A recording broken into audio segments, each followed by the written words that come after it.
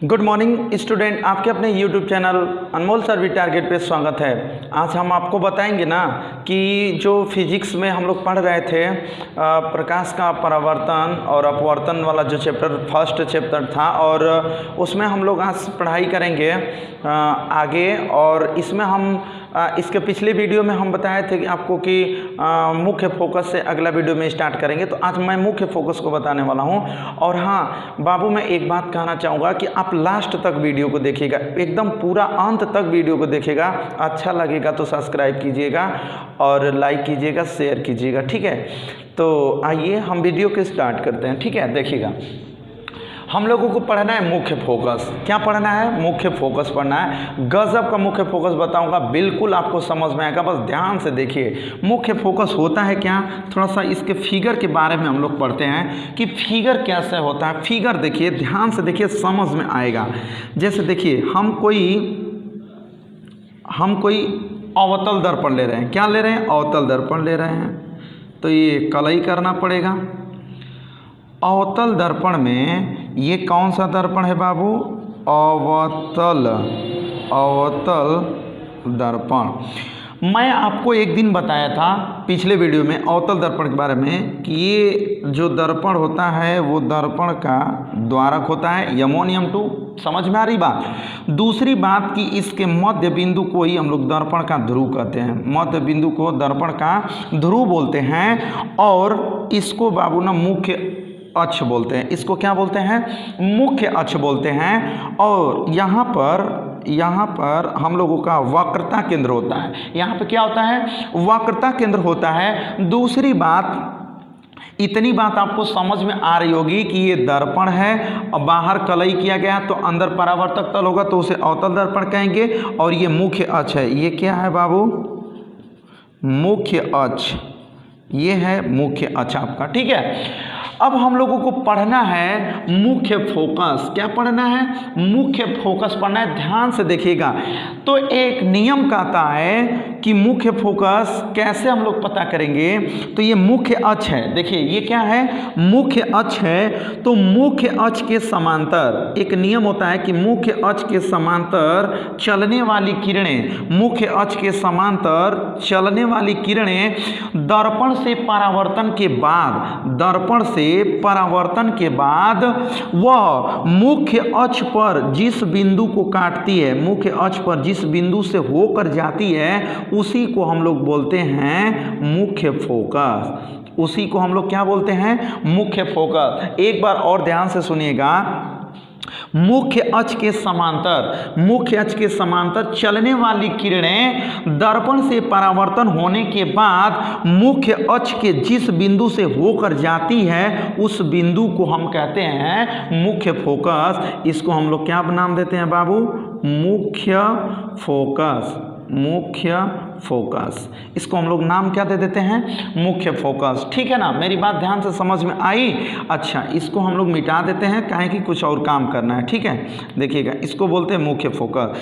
कोई ज़रूरी नहीं है कि ये ऊपर से ही जाएगा, नीचे से भी इसके समांतर अगर कोई प्रकाश की किरण गई तो दर्पण से टकराने के बाद या दर्पण से परावर्तन होने के बाद वह जिस बिंदु से होकर जाएगी उसको हम लोग क्या कहेंगे? मुख्य फोकस कहेंगे, ठीक है ना। मेरी बात ध्यान से समझ में आई?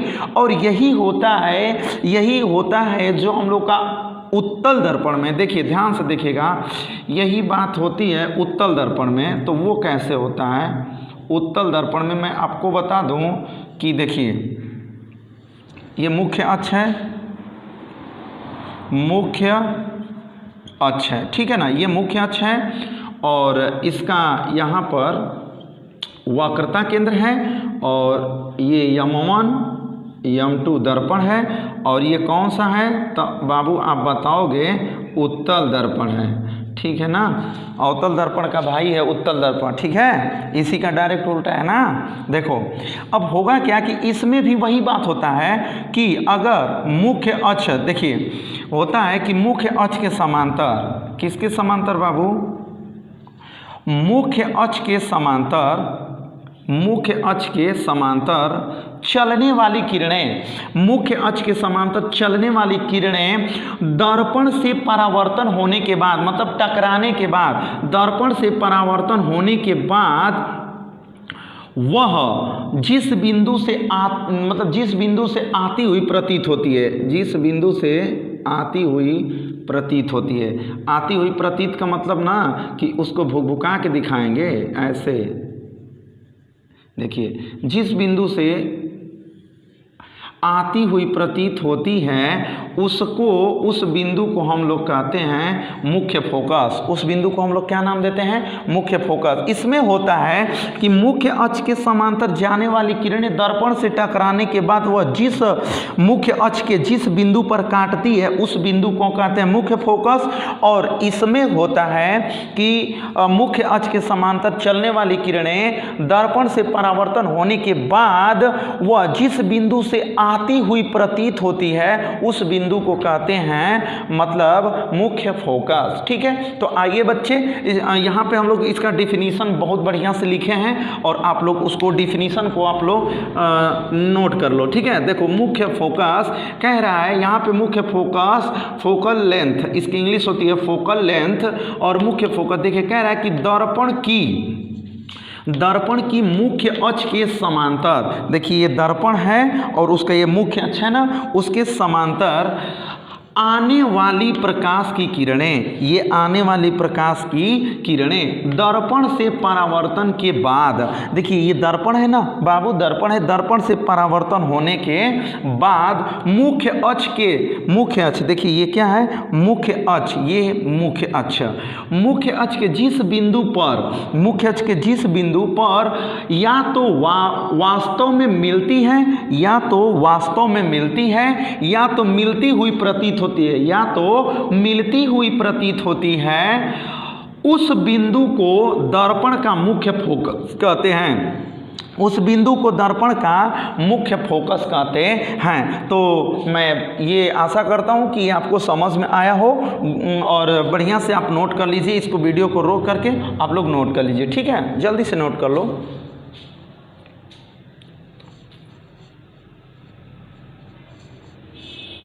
कि दर्पण के ध्रुव, इस पी को ध्रुव बोलते हैं, दर्पण के ध्रुव से मुख्य फोकस, एफ को मुख्य फोकस बोलते हैं। तो दर्पण के ध्रुव और मुख्य फोकस तक की दूरी को दर्पण का फोकस दूरी कहते हैं और इसे स्मॉल एफ से प्रदर्शित करते हैं। जल्दी से नोट कर लीजिए, मैं आगे बताऊंगा, जल्दी से यहाँ तक नोट कर लीजिए। ठीक है, कि जो दर्पण की वक्रता त्रिज्या स्मॉल आर से प्रदर्शित करते हैं और फोकस दूरी को स्मॉल एफ से प्रदर्शित करते हैं। तो इनके बीच में संबंध एक होता है, इनके बीच में एक संबंध होता है एफ बराबर आर बटे 2, इनके बीच में संबंध होता है एफ बराबर आर बटे 2। लेकिन कब होता है, इसका एक कंडीशन होता है जो कि मैं यहाँ पे आपको बताऊँगा है, दर्पण की वक्रता त्रिज्या तथा फोकस दूरी में संबंध। ठीक है ना, एक बार फिर से आप देखिएगा, एक बार ध्यान से देखिए कि दर्पण की वक्रता त्रिज्या और फोकस दूरी में संबंध क्या होता है। ठीक है, तो बताया जाता है कि जब दर्पण का द्वारक वक्रता त्रिज्या की अपेक्षा छोटा होता है तो फोकस दूरी वक्रता त्रिज्या की आधी होती है। अतः हम कह सकते हैं कि small F equal to small R upon में 2। ठीक है, तो ये एक संबंध होता है, क्वेश्चन लगाने पर इसका बहुत यूज होता है। तो बाबू ये बात को ध्यान से नोट कर लीजिएगा, क्योंकि जब हम लोग न्यूमेरिकल करेंगे इस चैप्टर का, जब क्वेश्चन लगाएंगे तो इसका बहुत यूज होता है, बहुत गर्दा में चलता है। तो इसको जल्दी से नोट कर लीजिए, मैं आगे बता रहा हूँ। ठीक है, इसको नोट कर लो। और चैनल पे बाबू आप नए हो तो प्लीज़ चैनल को आप सब्सक्राइब कर दीजिएगा। ठीक है, देखिए अगला हम बताएं, हेडिंग क्या है बाबू, कि गोलीय दर्पणों से बनने वाले प्रतिबिंबों को खींचने का नियम, कि कैसे गोलीय दर्पण से प्रतिबिंब हम लोग खींचते हैं। तो मैं आपको बता दूं कि इसके 3 नियम होते हैं। इसके कितने नियम होते हैं? 3 नियम होते हैं। गोलीय दर्पणों से जो प्रतिबिंब हम लोग को खींचने का नियम होता है वो 3 होता है। ठीक है, तो इसमें थोड़ा सा हम लिख सकते हैं, ऐसे लिख दें कि किसी वस्तु का, ऐसे लिख दें किसी वस्तु का दर्पण द्वारा दर्पण द्वारा, किसी वस्तु का दर्पण द्वारा प्रतिबिंब बनाने के लिए, प्रतिबिंब बनाने के लिए 3 नियम हैं। बनाने के लिए 3 नियम हैं। ठीक है, देखिएगा, किसी वस्तु का दर्पण द्वारा प्रतिबिंब बनाने के लिए कितने नियम हैं? 3 नियम हैं। 3 नियम हैं, जिसमें हम लोगों को नियम नंबर 1 पढ़ना है। नियम नंबर क्या पढ़ेंगे? 1 पढ़ेंगे, और बहुत ही आसान तरीका से हम बताएंगे। नियम नंबर 1 को बहुत ही आसान तरीका से बताएंगे। तो हम ये कह रहे हैं ना कि पहले समझा दें आपको। पहले मैं आपको समझा देता हूँ। जैसे कि देखिए, ये है आपका, अगर इसको कलई कर दिया जाए, इसको बाहर की तरफ कलई कर दिया जाए, तो ये हो जाएगा अवतल दर्पण। ये क्या हो जाएगा बाबू? अवतल दर्पण।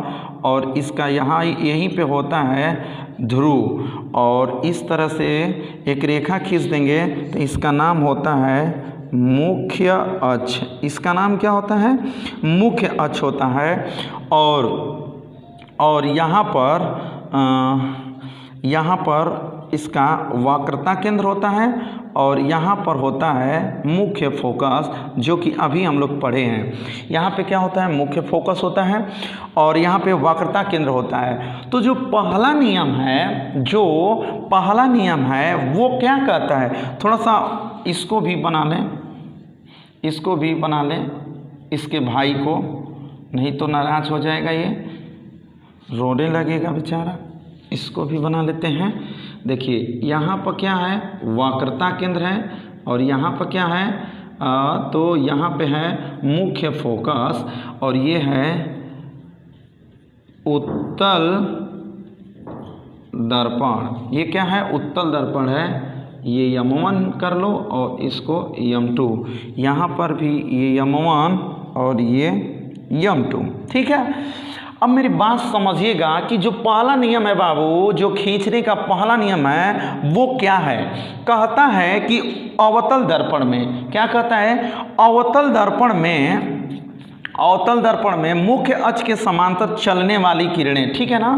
कहता है कि अवतल दर्पण में मुख्य अक्ष के समांतर जैसा लग रहा है ना? ठीक है, हाँ। कहता है बाबू कि अवतल दर्पण में प्रकाश की किरण मुख्य अक्ष के समांतर, ऐसे कहेंगे, अवतल दर्पण में मुख्य अक्ष के समांतर चलने वाली किरण परावर्तन के बाद, दर्पण से परावर्तन के बाद वह मुख्य फोकस से होकर चली जाती है, मुख्य फोकस से होकर जाती है, ऐसे कह देंगे। पहला नियम क्या है? पहला नियम ये है आपका, पहला नियम ये है कि अवतल दर्पण में, कौन सा दर्पण में?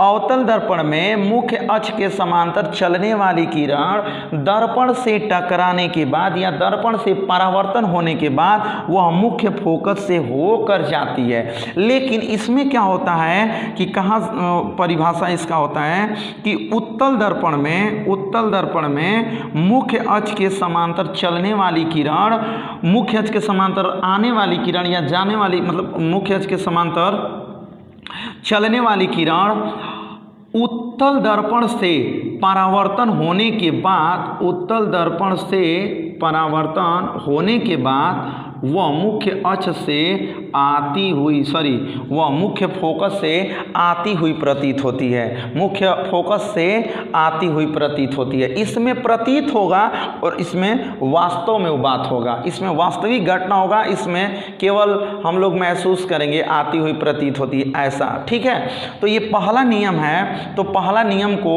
आप लोगों को मैं सोच रहा हूँ कि आपको बढ़िया से बताऊँ, आपको क्या करूँ, बढ़िया से बताऊँ।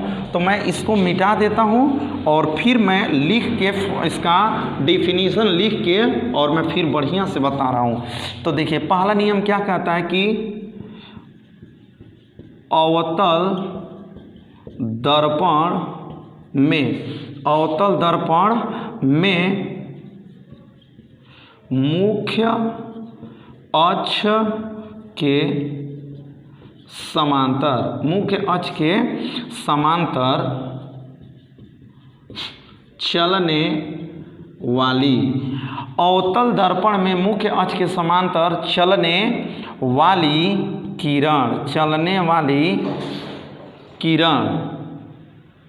वाली किरण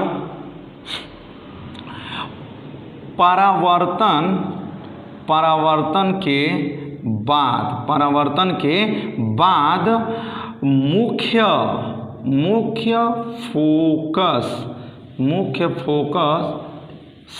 मुख्य फोकस से होकर जाती है।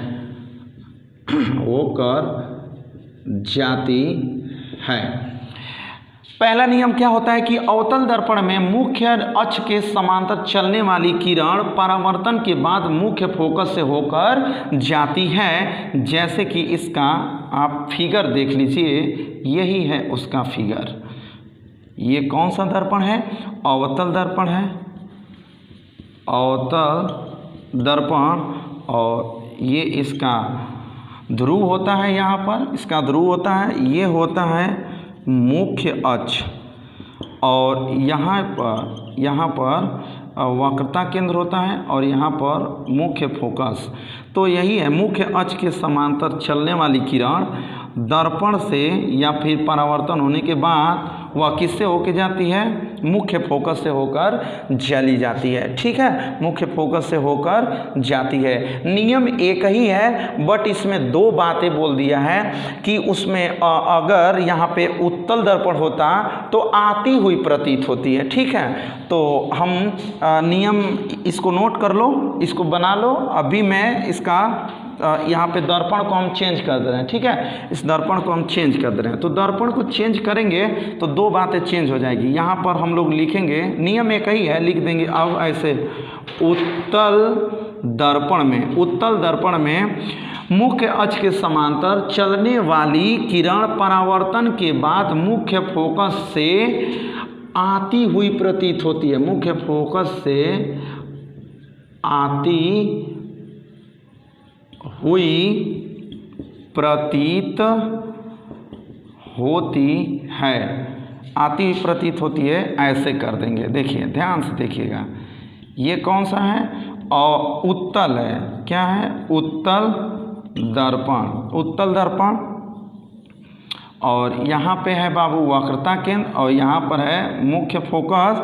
और ऐसे मुख्य अक्ष के समांतर कोई प्रकाश किरण जाएगी तो इससे आती हुई प्रतीत होती है। क्या होती है? आती हुई प्रतीत होती है। तो इस तरह का हम लोग बनाएंगे। ठीक है, मेरी बात समझ में आई? तो ये नियम नंबर 1 में ही है दोनों। थोड़ा सा मैं विस्तार में बता दिया हूँ, इसलिए थोड़ा टाइम लगा है। जल्दी से इसको नोट कर लीजिए। मैं नियम नंबर 2 को बताऊँगा, इसको नोट कर लो बाबू। नियम नंबर हम लोग 2 पढ़ने वाले हैं। बहुत ही आसान तरीके से नियम नंबर 2 पढ़ेंगे। देखिए नियम नंबर आपका हम 2 बताने जा रहे हैं। ठीक है, नियम नंबर 2 नियम नंबर 1 का डायरेक्ट उल्टा है। जो नियम नंबर 1 है उसी का डायरेक्ट उल्टा है नियम नंबर 2। ठीक है, नियम नंबर 2 क्या कहता है कि देखिए अवतल या उत्तल दोनों की बात कर रहे हैं। अवतल या उत्तल दर्पण में मुख्य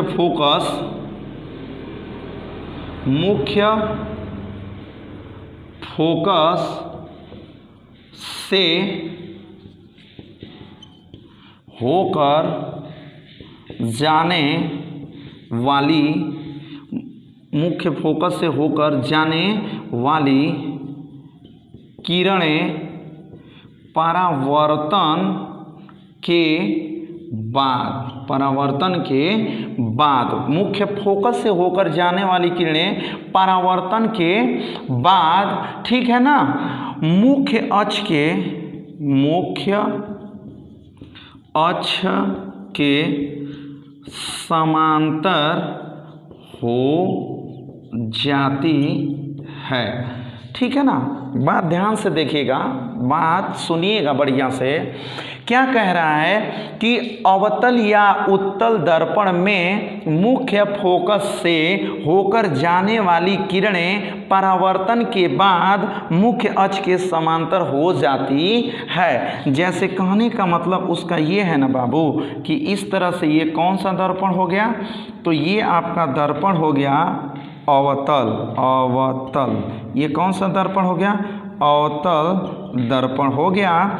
और इसका ये मुख्य अक्ष हो गया, ये क्या हो गया, मुख्य अक्ष, ये हो गया बाबू मुख्य अक्ष।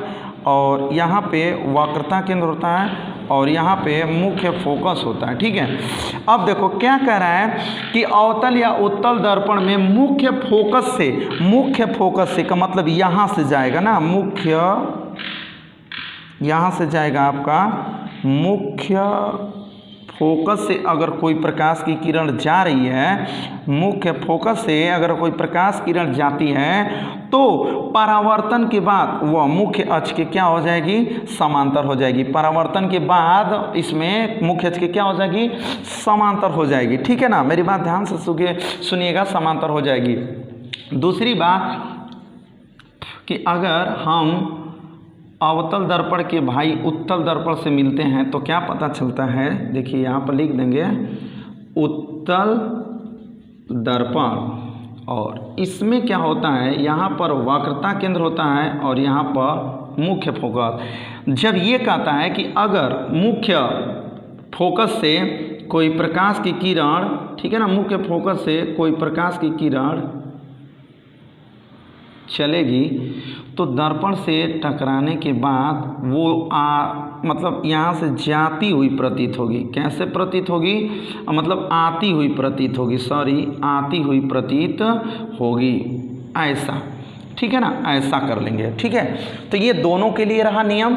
मतलब मेन मुद्दा इसका ये समझो कि जो पहला नियम है डायरेक्ट उल्टा है। देखो पहला नियम में हम लोग क्या पढ़े थे कि मुख्य अक्ष के समांतर जाती है किरण तो दर्पण से टकराने के बाद या परावर्तन होने के बाद वह मुख्य फोकस से होके जाती थी।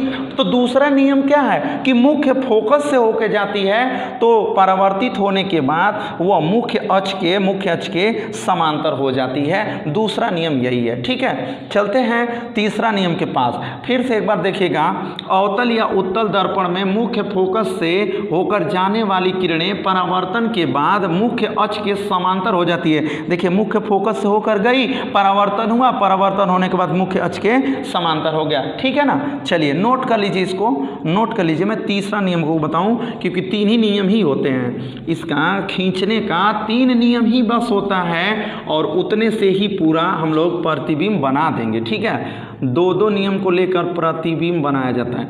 तो तीसरा नियम के पास चलते हैं। तीसरा नियम बहुत ही आसान है, तीसरा नियम गजब का आसान है। तीसरा नियम कहता है, तीसरा नियम ये कहता है कि अगर आपका ये कौन सा दर्पण है, अवतल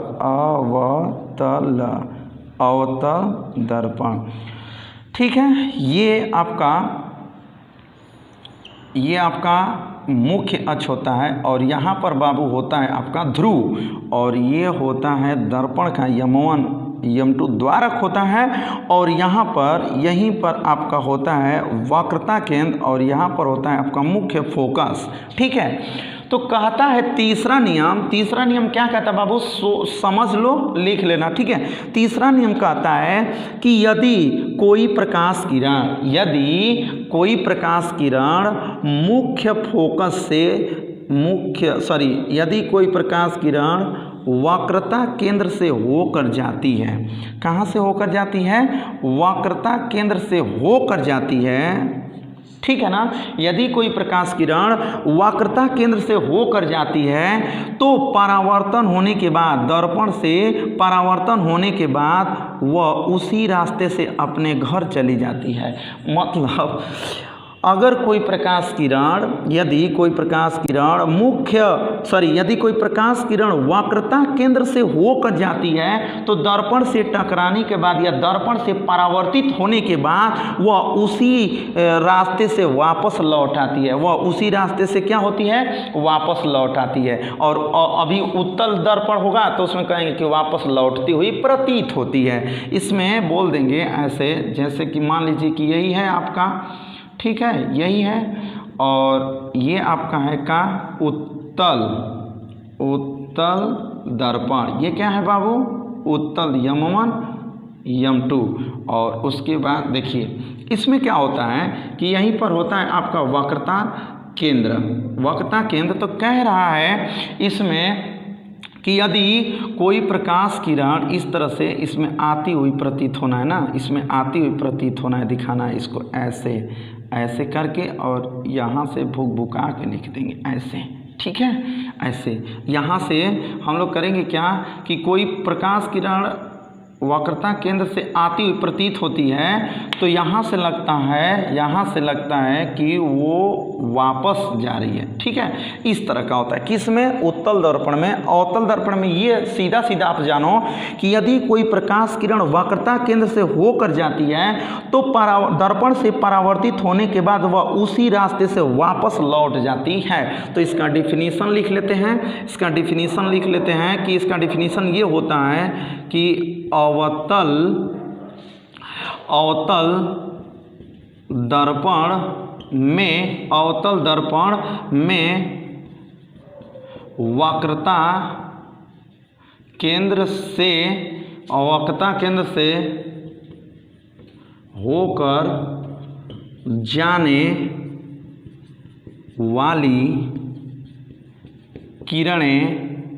जाने वाली किरणें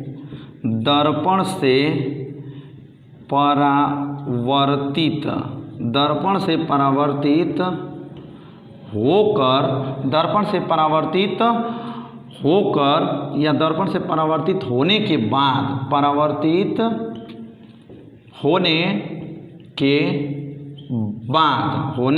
बाद अपने ही मार्ग में परावर्तित होने के बाद अपने ही मार्ग में वापस लौट आती है। देखो ज़्यादा लिखने से मतलब नहीं है, आप कितना समझते हो ये मायने रखता है। तो आपको मैं समझा दिया कि यदि कोई प्रकाश किरण अवतल दर्पण में कोई प्रकाश किरण वक्रता केंद्र से होकर जाता है तो दर्पण से परावर्तित होने के बाद वह उसी रास्ते से वापस लौट जाएगा, ठीक है। वही बात मैं लिखा हूँ कि अवतल दर्पण में वक्रता केंद्र से होकर जाने वाली किरणें दर्पण से परावर्तित होने के बाद अपने ही मार्ग में वापस लौट आती है। और इसका डिफिनीशन लिखना होगा तो सब चीज़ यही आप लिखोगे, बस यहाँ चेंज ये कर दोगे कि उत्तल दर्पण में वक्रता केंद्र से होकर जाने वाली किरणें दर्पण से परावर्तित होने के बाद अपने ही मार्ग में वापस लौटती हुई प्रतीत होती है। ये अपने से खुद से आप बना लोगे, ठीक है। अब इसके आगे यहाँ तक आप नोट कर लीजिए, और इसके आगे की बात हम लोग पढ़ेंगे जो अगले पार्ट में, वो हम बताएंगे कि अवतल दर्पण द्वारा प्रतिबिंब कैसे बनाएंगे और उत्तल दर्पण द्वारा प्रतिबिंब कैसे बनाएंगे। अगर मेरे प्यारे स्टूडेंट यहाँ तक आपको वीडियो अच्छा लगा हो तो लाइक, शेयर, कमेंट और सब्सक्राइब जरूर कीजिएगा। धन्यवाद।